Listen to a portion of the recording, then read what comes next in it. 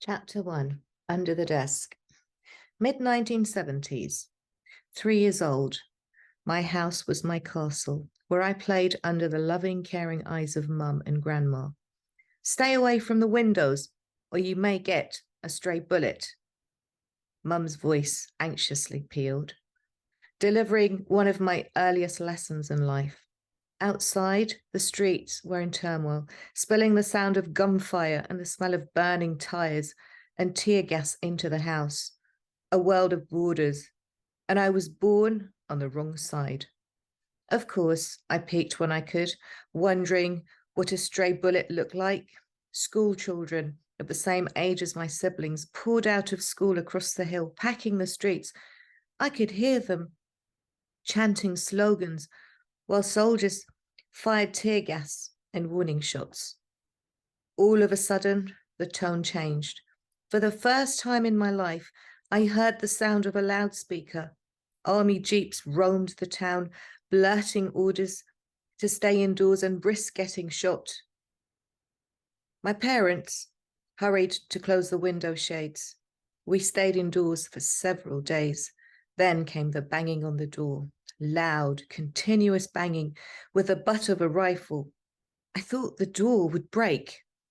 Through the cracks in the blinds, I saw the soldiers strutting on our patio. What do they want from us? Will they search the house? Are they looking for children? Soldiers don't like children. I see them shooting at the older kids every day. Now, they are right outside our house, so they must be here to get me. With this incontrovertible logic of a 3-year-old, I quickly scampered and hid between my dad's desk and the wall, a narrow crack into which I would barely squeeze myself. There, I would be safe from those big, monstrous soldiers. Breathless I stayed, as long as I could hear the thud of their boots on the jangles of their guns. Under the desk I hid again when I was 8. I was sipping a soda in a family store when I heard a loud smash from shattering glass. A masked man was at the door with an Uzi submachine gun pointing right at me. He looked terrifying, wearing a black ski mask backwards with a narrow cutouts for eyes and mouth. I don't recall how, but in no time I was in the inside room, hiding under Dad's desk, as if bullets could not penetrate that space. Thinking back, the robber was probably stunned at my disappearance in less time than he could blink. I cared less what he thought. I don't recall how much time elapsed before my older brother found me and walked me out of the store. 1985, 12 years of age, my dad left on a business trip to Jordan the day before. Woke up early the next day on the sound of people talking, found the house full of over a dozen people, Israelis, tax collectors, searching it from top to bottom and bottom to top. They started at 6 a.m. and continued until evening, when they left carrying boxes of paperwork and accounts. My father came back from Jordan days later to find an order to detain him at the border. Israel had imposed a new sales tax that no one in the occupied West Bank paid. So I guess the Israelis needed to set a few examples. A couple of years later, in December 1987, the Intifada, or Uprising, began. Soldiers were shooting at children again, with lethal consequences, except this time the disturbance was to last more than a few days. The protest, civil disobedience, and rebellious mood continued through the early 1990s. The occasional knock on the door became more frequent, usually in the middle of the night. Sometimes it was to search for wanted people. More often, it was to draft us into forced labor, clearing roadblocks, erasing national slogans from the walls. The security of the home was violable to anyone with a gun.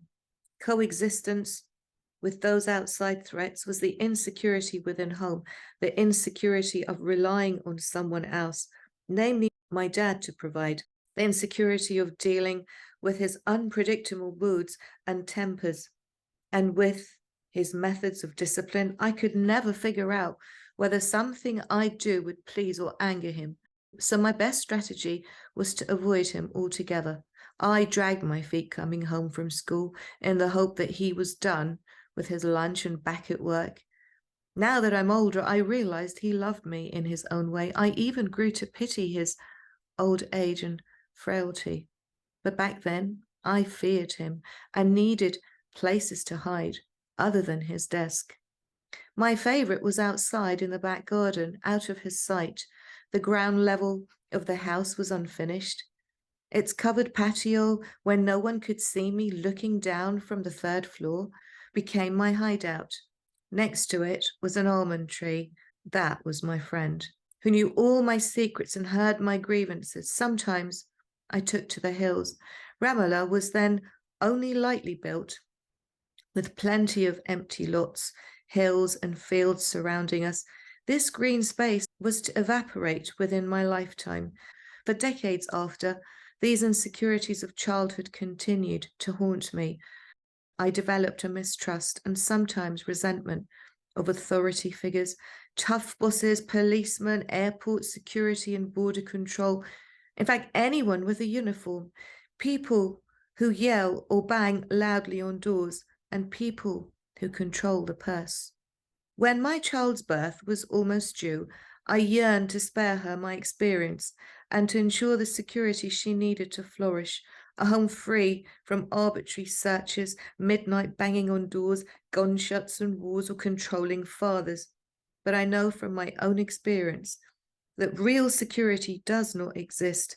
Everything can change. I have no control over outside events.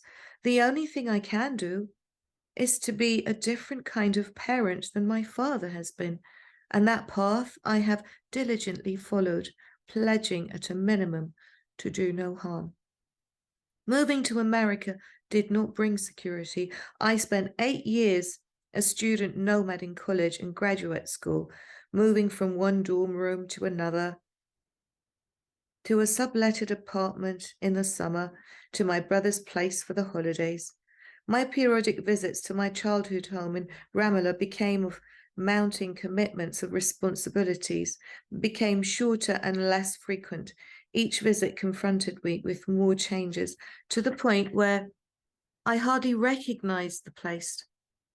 Stability, security, a solid foundation, so elusive in this fast-changing world.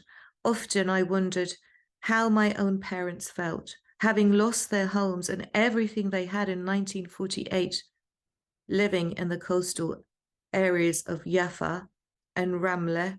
They had to escape for their lives to make room for the Jewish state. In the West Bank, they started their lives anew until Israel occupied the West Bank 2 decades later. It was impossible for them to even visit their hometowns. Then, with the border down, they went back to find their places in ruins.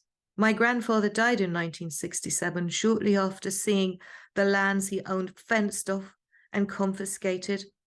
I still recall my mother in tears at the empty lot that used to be her childhood home.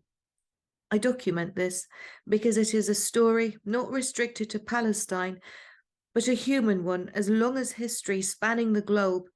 It is a story of exiles, displaced persons, refugees, migrant workers, nomads, immigrants, and wanderers. Those who left their homes at gunpoint and those who left willingly in search of better prospects. Those who were squeezed out for not being able to pay the rent, and those whose jobs required them to wander. Mine is the story of a plant with many roots, but no foothold. Many places to spend the night, but no real home.